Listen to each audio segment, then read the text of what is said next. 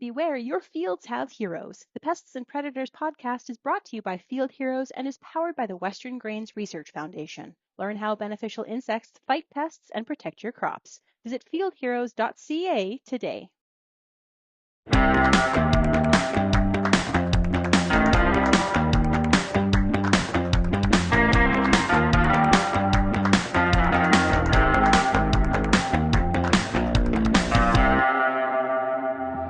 Thanks to our show sponsors, the Machinery Update, Farming Forward, and RealAg Shops. RealAg Shops is a new video series brought to you by Princess Auto. In this series, check out smart and slick shops from across Canada. Do you know someone who has a great shop? Nominate them for a tour by emailing shaney@realagriculture.com.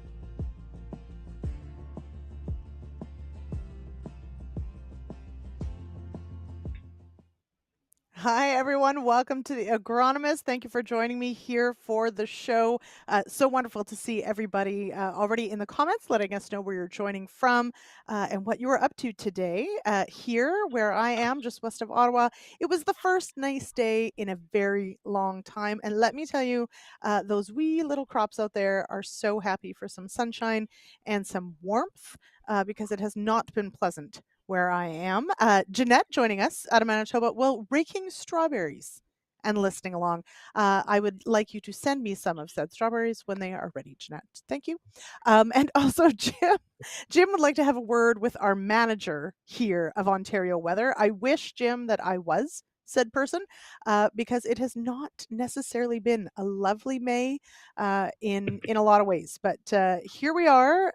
Before we know it, it will be, all of this crop will be up. The passes that have been done, great, but there's still a whole bunch more to do, and that is tonight's topic. We are going to talk about what we need to consider when we are dealing with our spraying, our spray tanks. We're going to talk about water quality, spray mixing, order of go, etc., and it's going to be super cool. But before we hop to our conversation, of course, a reminder, if you collect those CEU credits, head on over to realagriculture.com/agronomists. Let us know you watch the show. We'll get you signed up for those credits. And while you're there, sign up for our email. This is just for the agronomists. It will remind you of upcoming episodes and remind you when they're there so you can claim those credits. So head on over there and do that. And of course, yes, it is a rather auspicious week this week here in Ottawa. Parliament begins or resumes sitting, and the King of England is in town. And no, I did not get an invitation, and so I probably won't be meeting with the King. But, you know, I'm open to a hang tomorrow. You know, so let me know. All right, let's bring in tonight's guests for our conversation. They are Matt Underwood of Underwood Grain and Drew Thompson with ADAMA Canada. Welcome here, gents. Hello, good evening. Hey, thanks for having me. Well, okay, so this is really exciting. Matt, it's your first time on the Agronomists. And maybe as a bit of background, let us know where you're joining from. And I did want to point out for everybody what you focused your master's on, because that's part of the reason you're here tonight. Sure. So Matt Underwood, I hail from Wingham, Ontario. My family and I run a cash crop operation, corn, soybeans, edible beans, and wheat. And then we also run a grain elevator and bean processing facility located out of Underwood Grain. And yeah, my background, so before I came back to the farm a couple of years ago, I worked for Syngenta for 7 years, both in research and sales. And what led me to that role was I did my master's in, the official title was Determining the Fit of Extend Soybeans for Ontario Agriculture. So ultimately that was looking at all sorts of pre-emerge, post-emerge tank mix combinations for controlling weeds in Extend soybeans before Extend soybeans were even on the market. So kind of got to look at that whole new world of dicamba-resistant soybean before they came to Ontario. Mm-hmm. And a whole lot of sprayer hours. So there's that. Yeah, lots of spraying in my master's, and now just lots of spraying in a bigger sprayer. Mm-hmm. Yeah, absolutely. All right. And Drew, glad to have you on tonight because, of course, this is also a topic, as we talked about just before we went live, that you've been spending a lot of time internally with ADAMA Canada focusing on as well. But on this idea of making sure we've got our water quality sorted and what we can do to make sure that we're as effective as possible with that spray pass. But tell us about where you're based. What do you do in a week? What's keeping you busy right now? Okay, well, thank you very much. I really enjoyed the opportunity to come back to the Agronomists.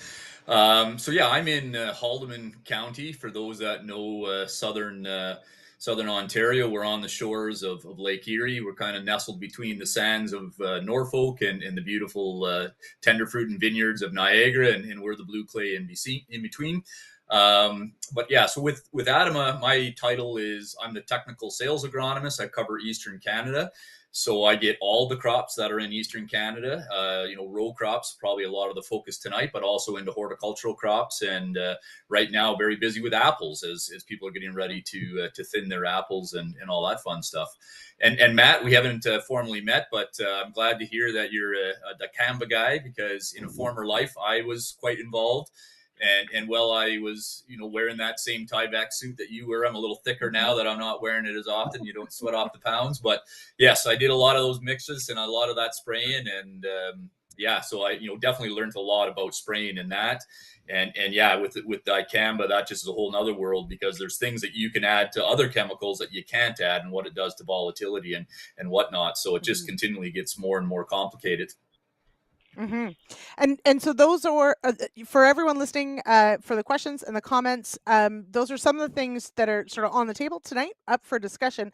We are going to focus quite a bit on water quality and the difference it makes. We're going to talk about, of course, cleaning out our sprayers as well, potentially, and some of the things we run into with mixing order.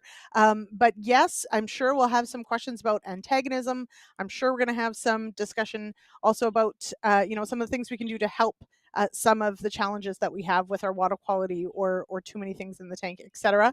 And maybe that's where we'll start is, right now, certainly there are, as Matt just jumped off of one before he came here, a lot of sprayers rolling. There will be, it is one of those pieces of equipment I think that gets used probably more every year, not less. And we just did an episode not that long ago, and we do have a clip tonight talking about, all the things you can kind of throw in the tank. Matt, what would you say is one of the more stressful sort of trends as far as how many things can you put in the tank? Like, is there a limit to the number, or does it really depend on what they are? Yeah, I think ultimately it comes from, we've got a lot of passes to make across the field, and we continue adding, instead of just putting a herbicide on wheat, for example, now we want to put a fungicide and a growth regulator. So we want to do more, put more things in the tank, save ourselves some time by not having to go across the field 2 or 3 times.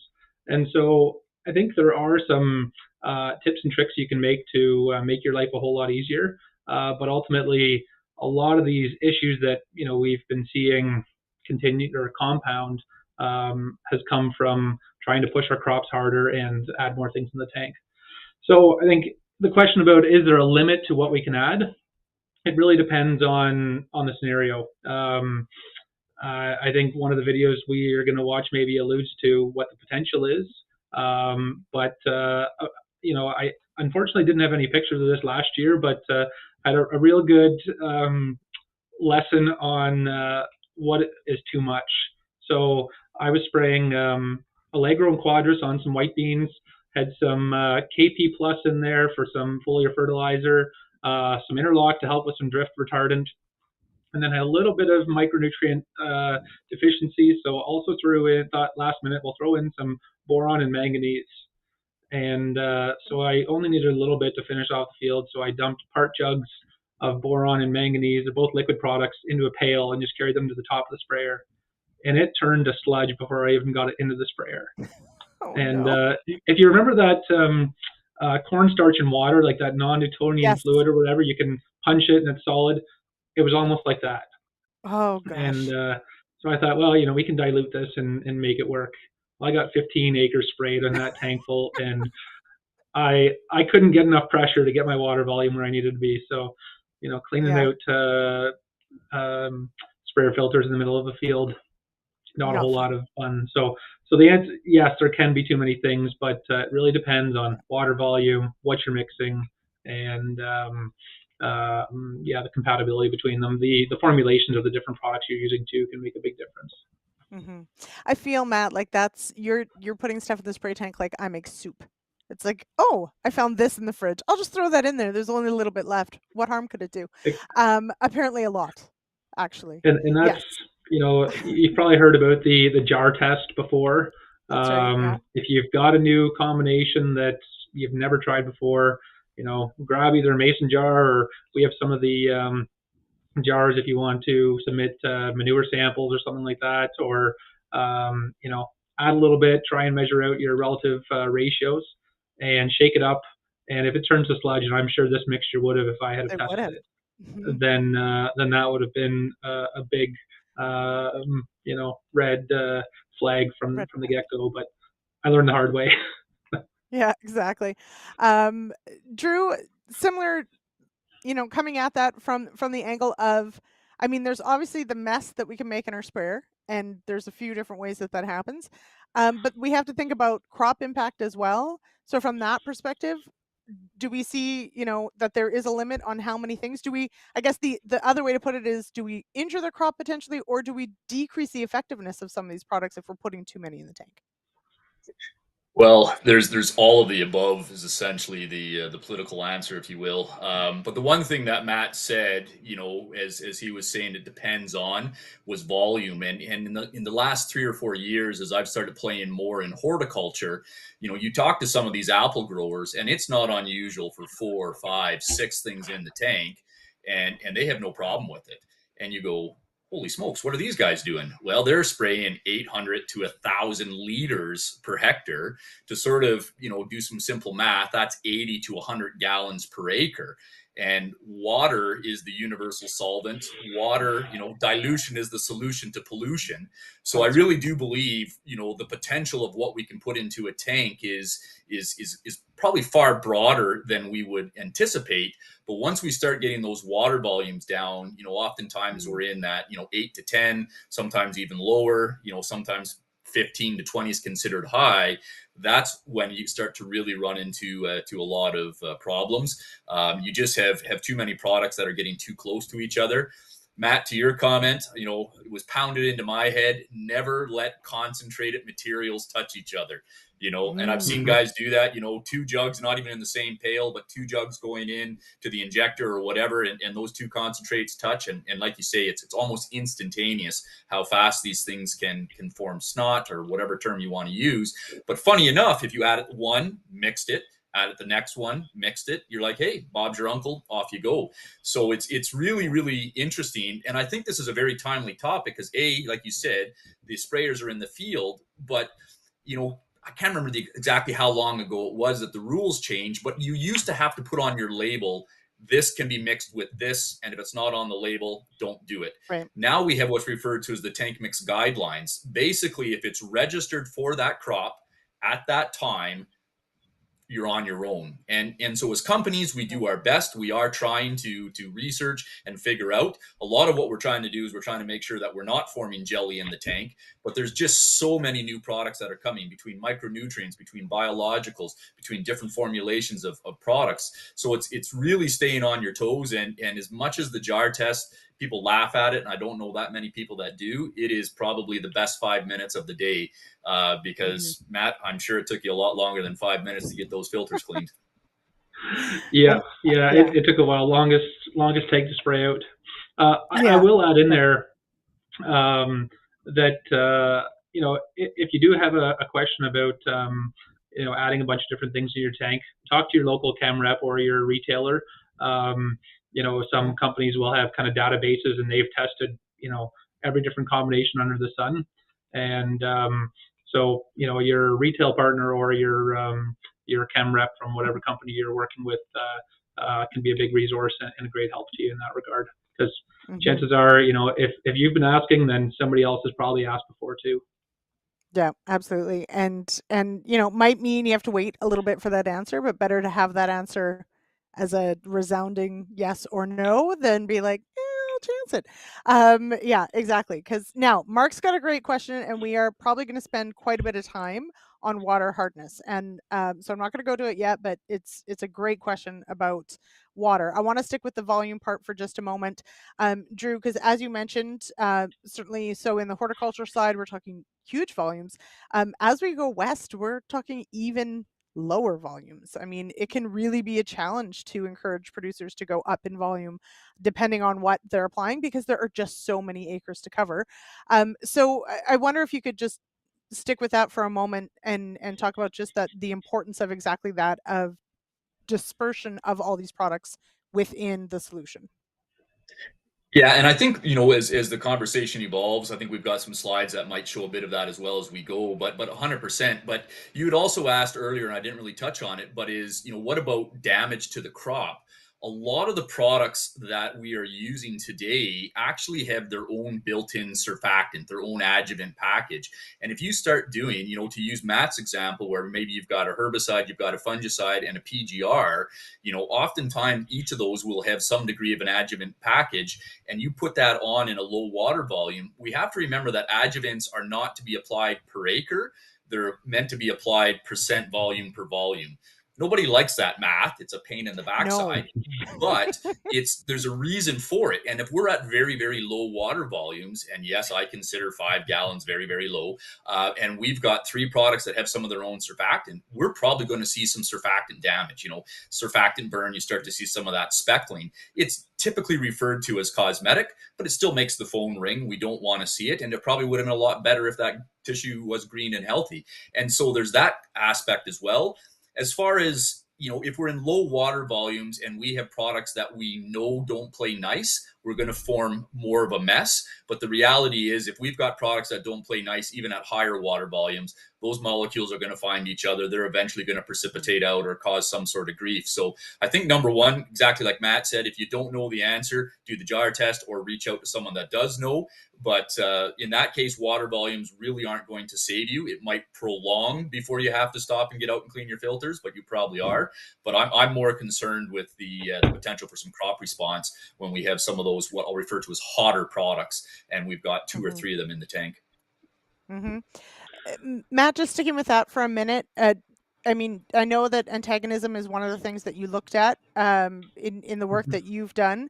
What are some of the perhaps more surprising instances where something really does, potentially damage the crop? Not just, doesn't play nice in the tank, but doesn't play nice on the crop.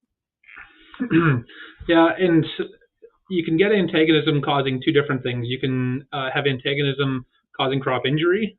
Basically, just each product heats up the other, and from a weed control perspective, you'd actually call that synergy. But of course, with synergy causing more weed control or improving weed control, there's that risk of crop injury. And I know there's some, I can't think of any off the top of my head right now. But what I ended up focusing on my master's was that antagonism piece, and not so much the crop injury, but the reduction in herbicide activity.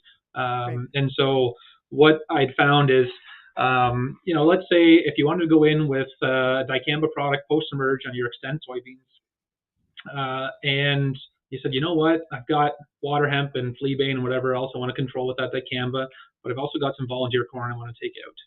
Then, that's quite possibly a combination that you'd see somebody thinking that they can do. But the challenge is group 1s and group 4s antagonize each other, and the dicamba can reduce the activity of the graminicide. And so ultimately, if you were to go in typically to control volunteer corn, you can get away with a pretty low rate of that graminicide.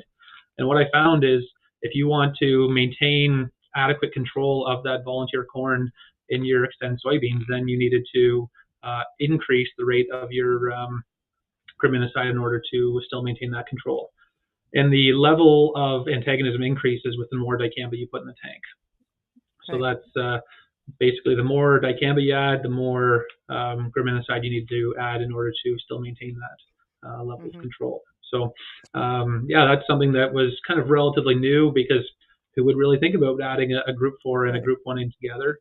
And So that was a big learning, and we didn't really know, were we going to see anything, or would it be controlled as usual? Yes, thank you for doing the work so that we didn't have to do it on all the acres and learn the hard way. But it's a really good point, Matt, that what is good news potentially for the weed control, let's say in a synergistic format, might not be good for the crop, right? So if you're a weed scientist or a specialist, you're super excited. If you're the farmer, maybe less so. So we do have to worry about it from both perspectives.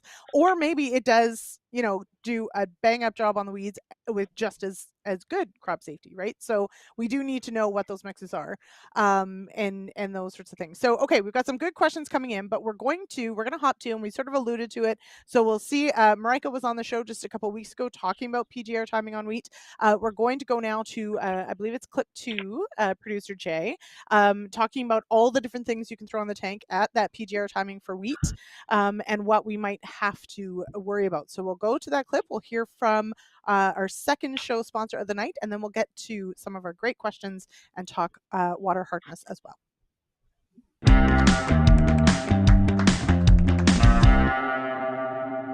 Let's talk about this trial. Now, I want you to take me through it. Now, as you say, you've got different treatments. Yeah. Talk about from 1 to 5 and what they've looked like throughout the season, and whether there's been any impact on that, shall we say, loading up of different products. Right, because the number one thing we're concerned about is that phyto response. If I combine all these things, will I get phyto?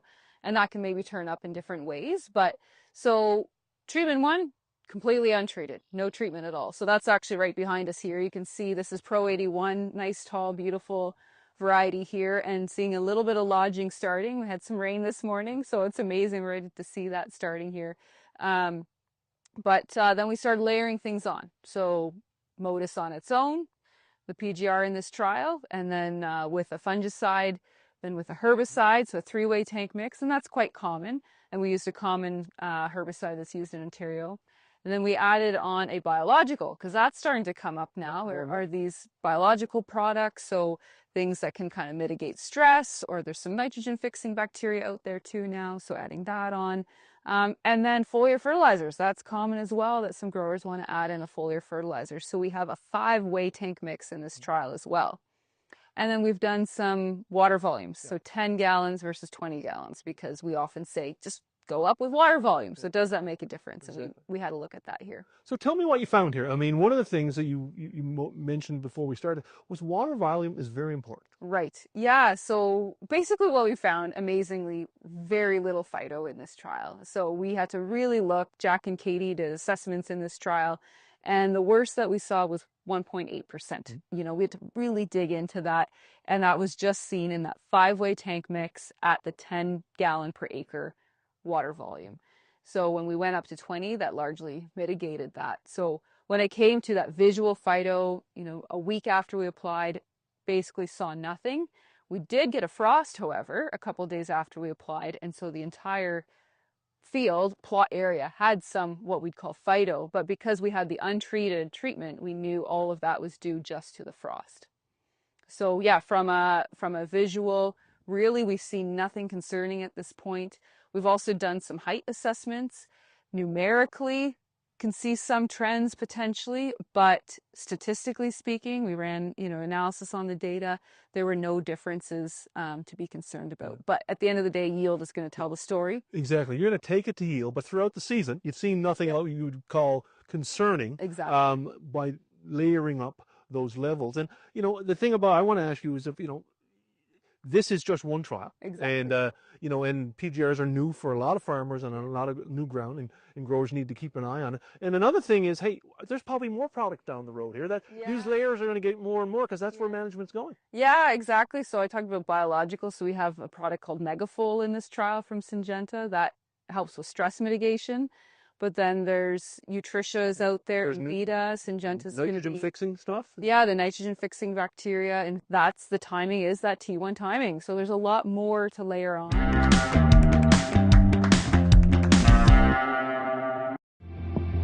Our sponsors tonight are Farming Forward, RealAg Shops, and the Machinery Update.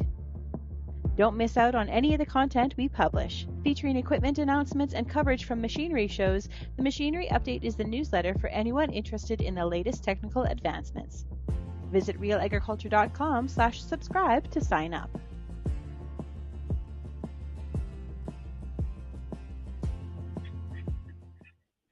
All right, and we are back. Okay, so we're going to try in a little bit. I think we've got an image to come through, but we'll work on that in a minute. For now, I want to switch gears a little bit and really focus on water quality. And Mark's got a great question that really sets this whole thing up. Does the hardness of water make much of a difference? Our water can come from a limestone well or a shore well, which is lake water. Drew, you said that water is the universal solvent, but of course water is not actually pure water. Water has a whole bunch of things in it. So Drew, how important is it that we know the quality of our water, and what impact does that have on how things either mix in our tank or how they go on? Yeah, so I think quality of water probably plays a bigger role than a lot of us give it credit for. But the problem is most of us only use a single water source. So we know that, let's say glyphosate, for an example, that, hey, it says I should be able to use 0.7 liters per acre to get the level of control that I'm looking for, but I don't. I have to use a liter, I have to use a liter two, or whatever. That's typically linked to water quality. Where we are, we have basically no groundwater at all. We're thick overlay of clay. What does come up is sulfur. It's terrible. So most of our water is collected. We have cisterns, everything else like that. You'd be amazed at how good some glyphosate works when you use rainwater, right? Basically, there's nothing in there. It's amazing. So, but again, that's what we have access to. That's what we use. Someone that, say, in the Guelph area or some of the other parts of the world, and like I say, they're into a limestone, that's what they have, and that's what they have to deal with. And so if you tell them they have hard water, they typically go, well, yeah, I know that. And so to make a recommendation of what to do, it's very, very difficult. And I'm not sure if you're able to pull it up, but I think there was a slide from the States which sort of had a water analysis. Mm-hmm. Jay, I think that's slide 2, I believe. Yeah, there we go. Yeah, so I do apologize. This is just copied and pasted from a website that I found, but the link is there at the bottom. You can kind of find it. But basically, the U.S. I think is a little bit ahead of us. We never like to admit that, but in certain regards, they do seem to be a little bit further ahead. But what they're doing is they're aware that you need to condition your water. You don't need to condition your chemical. And so what they're doing is there's a system down there. There's some maths that you can follow, and you take your water analysis, and they're looking at the sodium, the calcium, the magnesium, the potassium, the iron, all of those cations, and then associated with those is an antagonism coefficient. You multiply the parts per million by that antagonism coefficient, you get the amount of water conditioner. In this case, it would be ammonium sulfate, so AMS. And at the bottom there, you see that, hey, you know what? Based on this water, you're going to add 9 pounds per 100 gallons of spray solution. So again, that is, our neighbor's math, but I think most of us can convert that back. Whereas, when we know that we have hard water, we often get asked, hey, I have hard water, and I'm going to be spraying a product that we know tends to be sensitive to hard water. It might be glyphosate, it might be glyphosate, it might be one of the graminicides like clethodim. And they go, how much should I add? And it's difficult as a chem manufacturer to say, well, I can't answer that, because they want that answer, but we are conditioning the water. We need to know what your water is like in order to know how much to add. That said, most people don't have this data, and so we always default to, we tend to work more with liquid sources of ammonium sulfate, but we'll be like, put on a liter per acre. And a little bit of the scientist in me dies a little every time I say that, because it's not the right answer. But the truth is, anything in agriculture, it's the law of diminishing returns. The first pound is the best pound, and typically we do get good value out of that. But if you're in really, really hard water, boy, you probably want to know, because a liter might not be enough. Ammonium sulfate's not free. You might not need that much either, right? And I think I'm not sure what a water test costs. I don't think it's that that much, but I think, and your water source doesn't tend to change. Get one of these every 4 or 5 years. I think you're going to have a lot better answer to know how to manage your spray and hopefully get better efficacy out of it. Mm-hmm. Matt, along these lines of thinking about water source, I mean, I think about, you're right, Drew, that, you know, a water test is not necessarily going to be terribly expensive. I would assume over time you might be able to get a good idea of where you're sitting. Thinking about how much water hardness can interfere with the spray paths, is there maybe a bigger solution, like actually setting up water softening for an entire spray setup? Is that out of the realm of possibility? Yeah, thinking about it, it seems like a big chore or expense, but ultimately, you know, if you start adding up, okay, if you're going with 1 or 1.2 liters of glyphosate compared to 0.7 or something, then you start adding that up, and it can pay off pretty quickly, I think. And so I've actually got a neighbor probably 15, 20 minutes away from here, and he built a new shop a few years ago, and he set up a whole water softening system, that basically all the well water, again, he's on a limestone base, all the well water that he pumps into his storage tank to fill his sprayer and spray trailer, it goes through that water softening system. And so it sounds like it's been a big success. He finds that he's able to cut back on some of the herbicide rates compared to some of his neighbors and things. So yeah, it's economies of scale, I'm sure, and you know, the bigger you are, probably the easier it is to be able to pay for that. But certainly, I think there are solutions like that that people can look at if they want to improve the quality of their water. Mm-hmm. Mark, I want you to expand on this. It says, does it make much of a difference in antagonism if you minimize the time the chemical is exposed to the hardness? I'm trying to wrap my head around that one and wondering, Drew, do you know what he means by that as far as? Yeah, I do. Okay. So what you have is, you have to imagine you've got all these little molecules floating around in your water, right? As you said, water is not just water. And the longer, so let's use glyphosate as our example. Just about every herbicide that we would spray tends to be an anion. You know, it starts off as a salt. So you have the cation and you have the anion. The anion, the negative charge, that's the business end. That's what's going to get in there and control the weeds and do whatnot. And when it gets into the water, into the spray solution, you want that salt to dissociate. So you want that anion floating around. And it doesn't like floating around with that negative charge. It wants to go out there and it wants to find a positive charge, and they want to bind. And so the longer you have for it to stay in the solution, the longer it can look for that positive charge, and the more likely it is to happen. So if you mix up and you're like, I'm going to mix up tonight and then I'm going to spray out tomorrow morning, I would highly, highly, highly not recommend that as a strategy, because of the fact that, you know, it's just going to give it more time to find something. So yeah, and as was mentioned, you know, we did some internal training. This is me playing with PowerPoint trying to figure out how chemistry is happening, but this is why we call water the universal solvent. You have H2O, right, which is essentially has no charge. You've got oxygen with 2 negatives, you've got hydrogen with a single, that's why you have 2 of them. But actually water is shaped like a little boomerang. And so where the 2 H's are, you've got a slightly positive charge. Where you've got the oxygen, you've got a slightly negative charge. And that surrounds the calcium with the negative side to the positive calcium. The positive side goes to the negative sulfite. You know, that's gypsum, you know, calcium sulfite into the water. And that's what keeps those in solution. The problem is that is an incredibly weak charge associated with water. So as soon as that sulfate and that calcium get close to each other, they're going to link back up and they can drop out, right? And they can precipitate out, or they can just sort of bind up. And then what happens is you've got potentially, if in the case of a herbicide, you've now taken away its charge, you've changed it, it's too big to get into the plant, it's not going to do its business. So the longer it's in there, the more time it has for it to bind, and ultimately that does make things worse. So the faster you can spray. Do I know if it's 1 hour, 2 hours? I don't, right? And I don't even know if I knew what your water quality was, but the longer, the worse, the harder the water, the faster you want it to happen.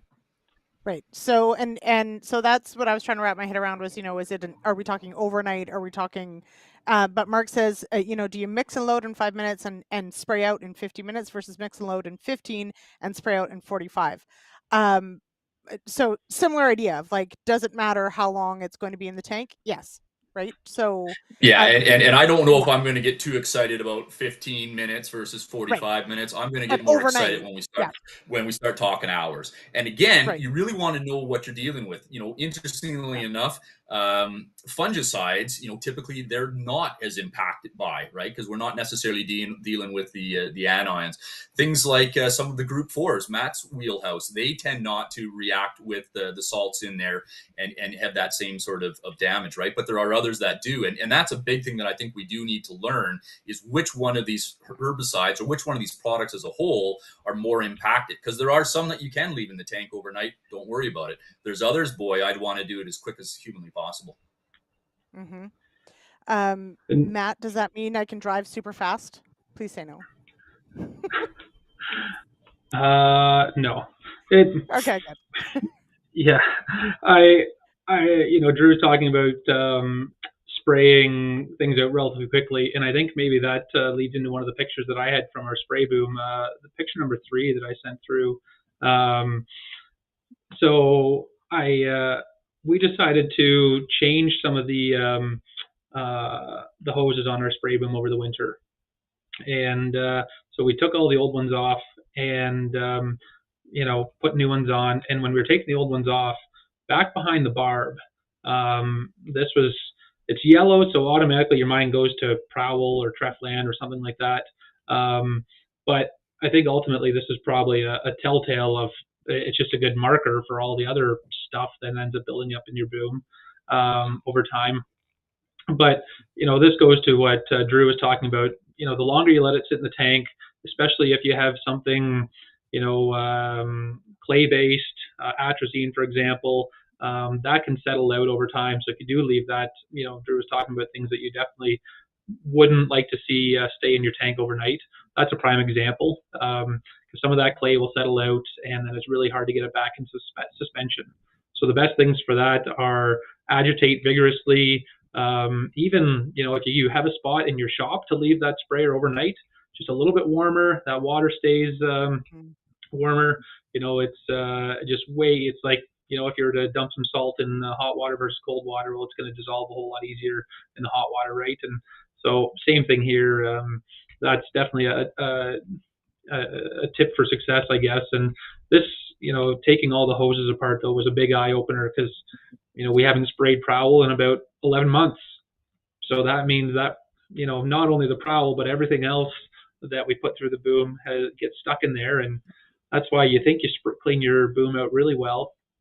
And then, you go to spray a pretty sensitive crop and you get kind of that V pattern as you clear your lines out after sitting for a day or two.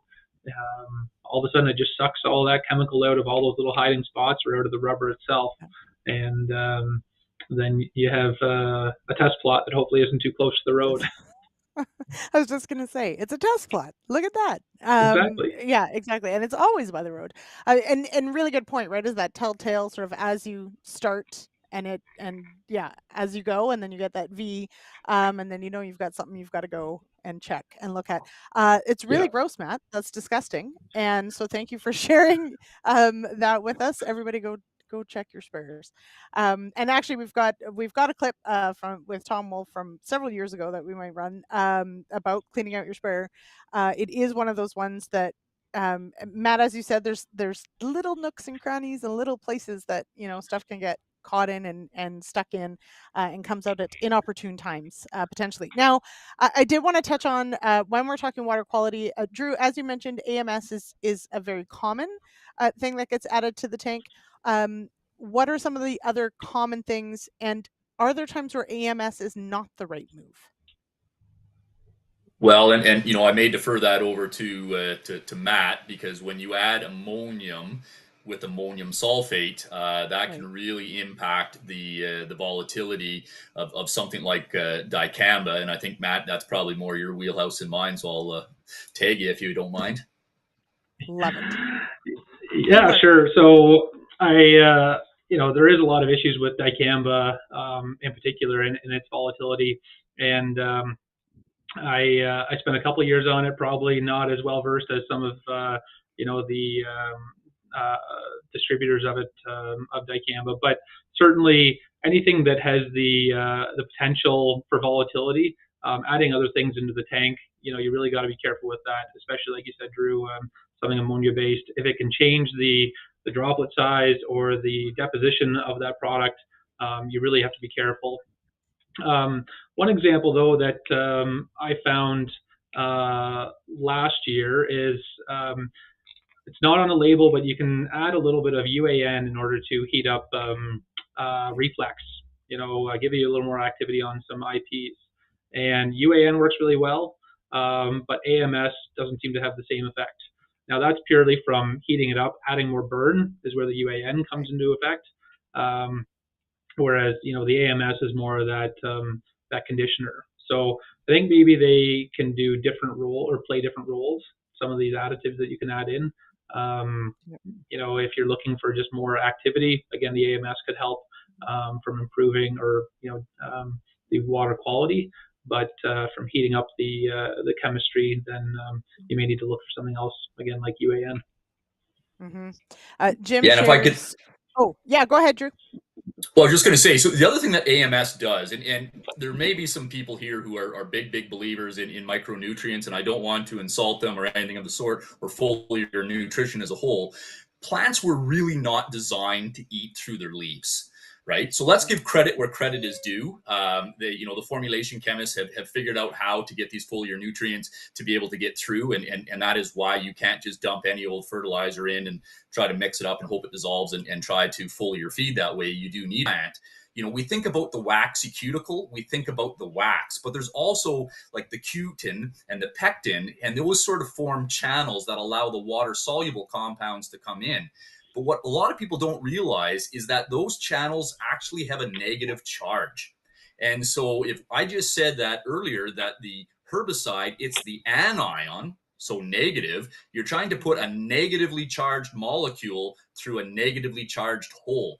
It doesn't go very well, right? It's like trying to push two magnets together. So what happens is when you get a ammonium sulfate into the tank, that ammonium that has a positive charge, interestingly enough, plants will take it in through their leaves. That's one of the nutrients that they will gladly take up through their leaves. So that's a good thing if you can get it to bind. But you've also now taken that molecule that had a negative charge and you basically turned it neutral by bringing in that ammonium. It goes through that a lot easier. Once it's into the plant, they tend to disassociate and the herbicide goes on its merry way and does its business. So I'm a big believer in it for that. But again, it's understanding, how do I want this herbicide to get into the plant? And is ammonium sulfate going to help or not? And there are instances where it does, and there are instances where it's not needed. So again, that's almost an entire conversation of itself. But there, as Matt alluded to earlier, there's a lot of smart people in the industry, both chem reps and retail and whatnot. So ask those questions. A lot of people get a lot of education, and they love to share that information.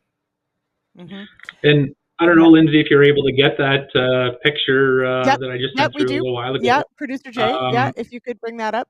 Yeah, it's a great example.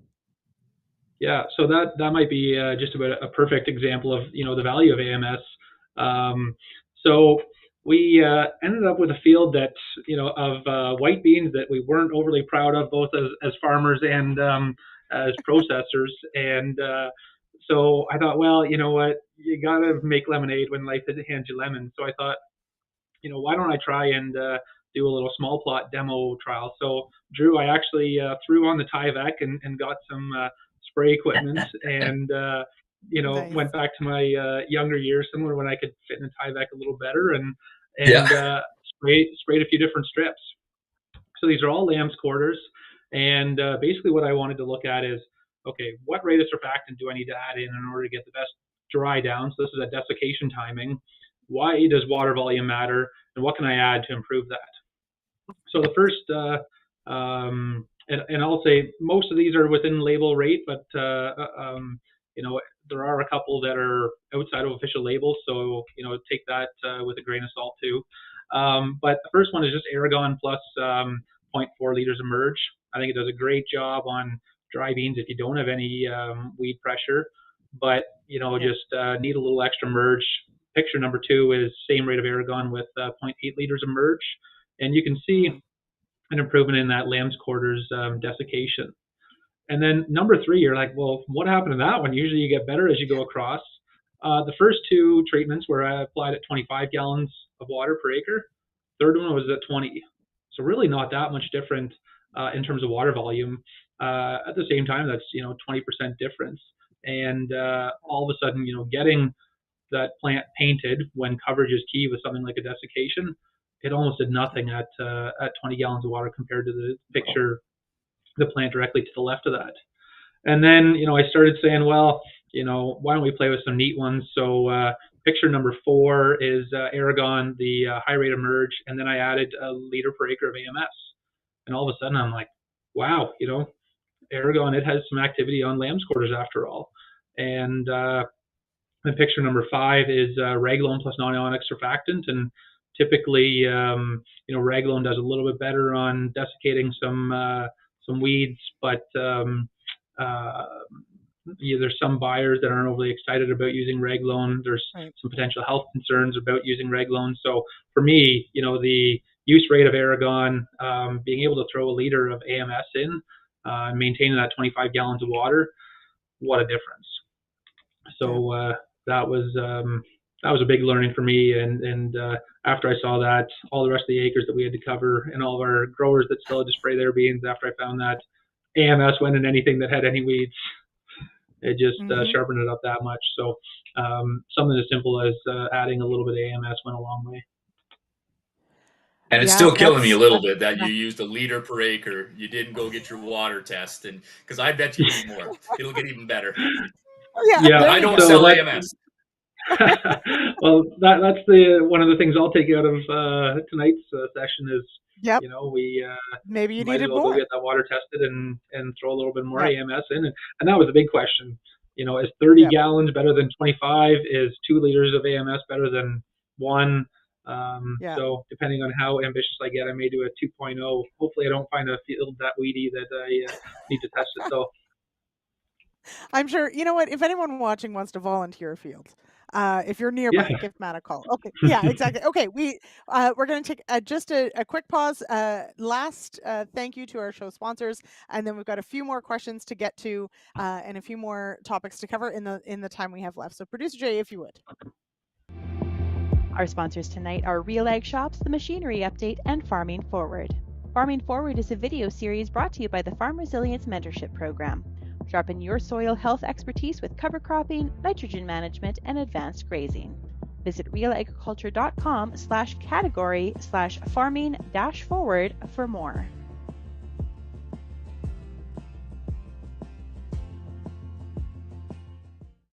Also, I want to send a shout out for our it sounds like, Matt, we need to go to your buddy's shop that's got a water conditioner. But so for any of our series, head on over to YouTube.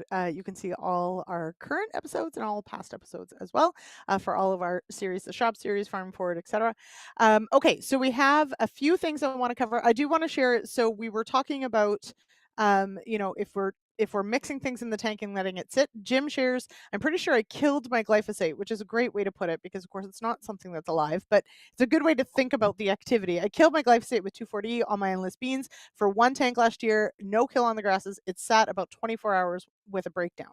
So the tank was mixed, as I understand it, sat, and then once it was sprayed out, really impacted the amount of control on those grasses. So glyphosate's not alive, but it is active or inactive, and so these things can happen. Mark has a question about water turbidity. Can it make much difference? Drew, do you want to take a swing at that one? Yeah, so basically when you're talking about turbidity, you're thinking where you're pulling out of a well, where you're pulling not a well, sorry, but a creek or a ditch. It's the dirt, and Matt was talking about cleaning filters.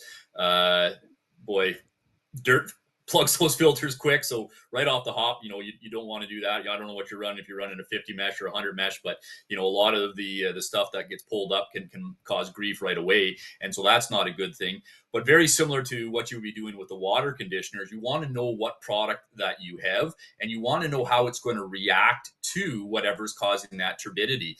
And so if we think about a clay base, and Matt was talking about atrazine, atrazine is exactly that. It's clay base. We know something like glyphosate, when it sticks to soil, it doesn't go anywhere.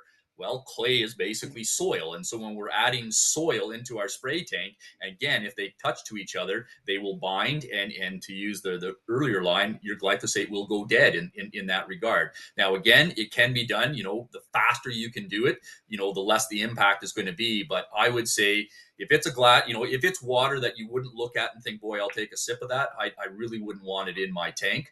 I understand that not everybody has a well and everything else like that. However, if you can get that turbidity as close to zero, that would definitely be my recommendation.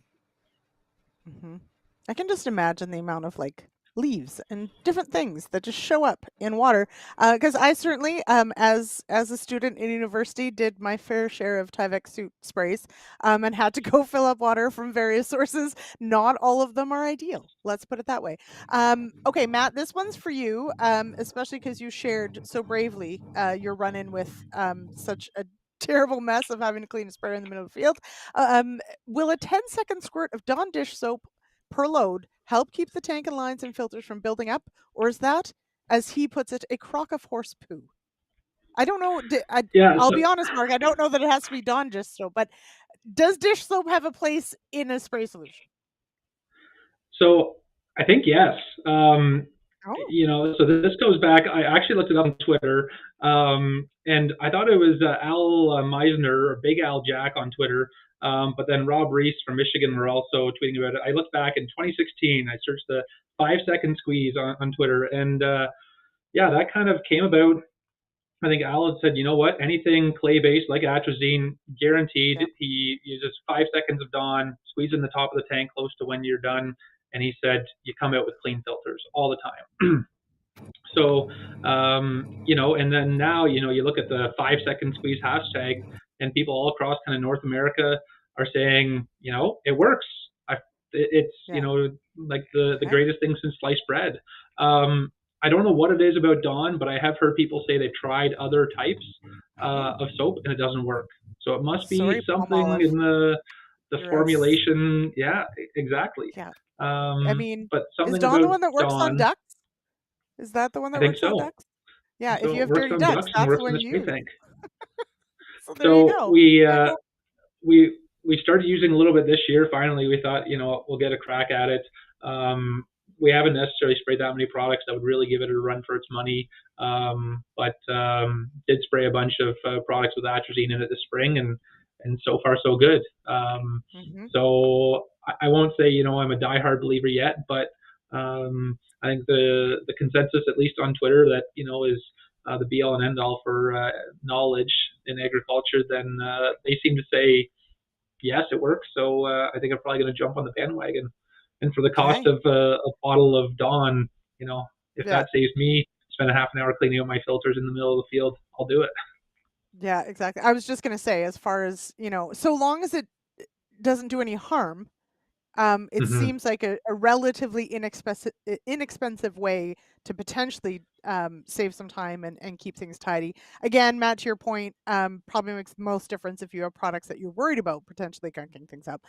So that's maybe a good thing. Drew, are you a believer in the Dawn dish soap? Well, I am super glad that you said it, Matt, running a big machine, because I've done most of my spraying with a much smaller machine, 3-point hitch or backpack. But I am a believer, and it's interesting. So first of all, I'm going to warn people, be careful when you search the 5-second squeeze. It can take you down some less than polite pathways. So do be careful. Only in agriculture. Okay. Well, that's right. And however, and a lot of what we've heard, as Matt alluded to, those clay-based ones, and particularly when you're mixing them with something that's oil-based, so maybe something like glyphosate, maybe an EC formulation, that seems to be where it is. And oftentimes those mixes don't cause grief on tank 1. It's the second load, the third load. And that's one of those things that we really scratch our head. What happened between the first load and the third load that all of a sudden, first load, no problems, filters were clean, pressure was good. Second load, maybe a little, but you didn't notice it. And then third load, you're like, shoot, I'm out, I'm cleaning, I'm doing this, that, and the other. And it just doesn't. But yeah, those little tiny clay molecules are just getting coated with a little bit of that soap. They don't stick together, they don't clump up, and they don't plug. So I am a believer. And as far as I know, boy, I think it's actually maybe going to even improve efficacy. So I don't think it's going to hurt. And Matt, the only one that's ever worried me is like you haven't turned your spray tank into like a big mountain of dish soap, have you? Or has it been pretty good in that regard? That's my question, Matt. Yeah, and no problems here so far. Again, like you hear of some glyphosate formulations in the past that would bubble over and create a real mess, and no issues here. Yeah, I kind of wondered that too, but I think 5 seconds is probably long enough that it helps, but not long enough that you have a bubble bath in your tank. Right. And I think the other tip is do it right before you pull out of the field. So, or pull into the field or pull away from filling up. If you do that when you have 100 gallons in a 1,000 or 1,200 gallon tank, yeah, then you might have a bubble bath because you got a whole lot of air in there. But if you have it pretty close to full and then just add your recirculation in there or whatever, then I don't think it's as big of a deal. But you still get it circulated and to help you. I did have visions of like if when the kids are trying to learn how to do chores and they use dish soap instead of a dishwasher tab, and yes, the bubble bath. That's what I have visions of. So I'm glad to hear it's not so bad. Mark says it's 5 Lots seconds. Lots of spares probably need a bath though. Yeah, well, okay, there is that. Now we could be talking about external versus internal cleaning. Yes, and Mark says I think it was a 5-second squeeze for 1,000 gallons, but he has a 1,600 gallon tank. Ray says just squeeze harder. And he tried that and the bottle burst. So he did have a bubble bath. So there you go. This is science, everybody, in action. Okay, before we go tonight, we have one thing I want to sort of end on. And Matt, thank you for sending this because it was one of my favorite acronyms that I learned way back in the day. So producer Jay, if you would, let's learn about our WAM legs. So for most people that are doing a lot of spraying, you probably, I don't know, do you say this in your sleep, guys? Probably. But I think it bears mentioning that there is a mixing order. And Matt, can you maybe just touch on why this order matters and how much it matters? Yeah, so I think the first part, when it comes to dry products, that really matters. Because ultimately they're dry, it takes a little bit of time to get them dissolved and into suspension. So if you can get them into the tank relatively early, then ultimately you're going to just give them more time to dissolve. I talked about temperature helps dissolve salt. Well, so does time. And so if you can get it spending more time, probably when you have less water in the tank, that agitation in the bottom of the tank is more vigorous too, then that helps. And so a lot of it is time related. And so that's part of it. And then, as you get further down the list, microencapsulated formulations, I think that's important to get in relatively early. But then the liquids and ECs are probably more of a nice to have, in my opinion. I've done them both ways. I'm sure somebody's probably had a horror story of adding an EC before, a liquid formulation or something and had it go to snot. But typically, I think those are probably less critical as having, your dry products in kind of right away. And then, the glyphosates, similar thing. I'm willing to bet 9 times out of 10, if you added it before you added a liquid product, it's probably not going to be the end of the world. But, don't come searching for me if you do it and it does turn to snot. So these were obviously developed for a reason. And, lab testing has found this is the way that things play nice. Now, chances are you're probably not mixing all these at the same time, but hopefully not. That'd be a lot. But, just little tips like that. You follow the WAM legs. It's kind of that tried and true. And typically, if you look right on the jug, if you're not sure, it usually says on the front cover or on the box what it is, and takes 2 seconds to look, and then you'll save yourself a lot of grief dealing with snot in the tank. Snot. I like how technical this is. Ray DeBanco adds, because you can't resist, and you're right, Ray, you can't. Wham Legs was a British girl band before the Spice Girls. No, Ray, it was a mashup between George Michael and ZZ Top, and we got Wham Legs. Okay. We'll leave it there. Okay. That's where we'll leave it for now. Okay. Thank you both. This has been incredibly enlightening. I'm glad, Matt, we've got some homework for you. And I think for all of us, here's what I learned tonight. Spend the money on the water test. I think it's really, really important. And we should all be buying shares in Dawn dish soap. And also, when things go bad in the spray tank or the spray nozzles, spray boom, we call it snot. And that's the technical term. So I like it. And Warren just hopped on just to say goodbye. Warren, tell me all the horror stories of mixing things in the wrong order in your tank. We'll be happy to share them. All right, Drew, looking at, here we are. So we're rounding out May. We're into June. Drew, what are you looking forward to in the week ahead? I'm looking forward to seeing more green out in the world. A lot of seed is in the ground, but we haven't yet seen it. As I mentioned earlier, we're on a heavier soil, so we've had a lot of rain, and our fingers are crossed that we don't get a crust and they all pop up. So as we get some of this warmth, I'm looking forward to, I think there was a country song about that, watching my corn pop up in rows. I don't care if it's corn or beans. I just want to see green popping up in rows. So that's what I'm looking forward to. Yeah, we need some warmth. And Matt, what about you? What'll keep you busy this week? Well, I don't know. Looking at the forecast, I'm not overly excited about the next few days after tomorrow, at least in Huron County. But hopefully, cross the finish line on some soybeans tomorrow. So looking forward to that.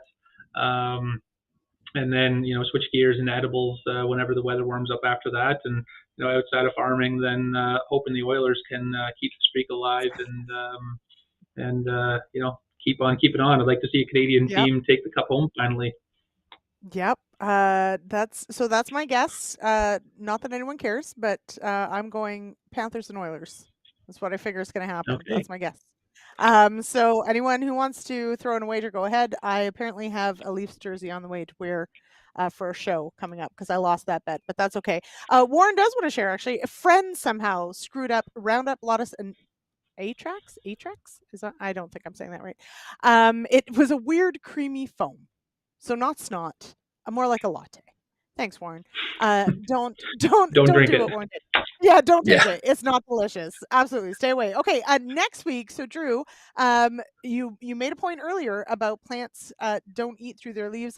Next week, that is the topic of this show. Is we are going to talk about feeding plants through their leaves, what we need to know, why it's so important that we're making sure that we're choosing the right products because they can't eat through their leaves necessarily. So that's atrazine. Okay, thanks, Warren. I was wondering what that was. Anyway, okay, so that is next week's show. We'll see you then. Matt, Drew, thank you so much. And everyone in the audience, thanks so much for participating tonight. This was a lot of fun. We'll see you next week. Cheers, everybody.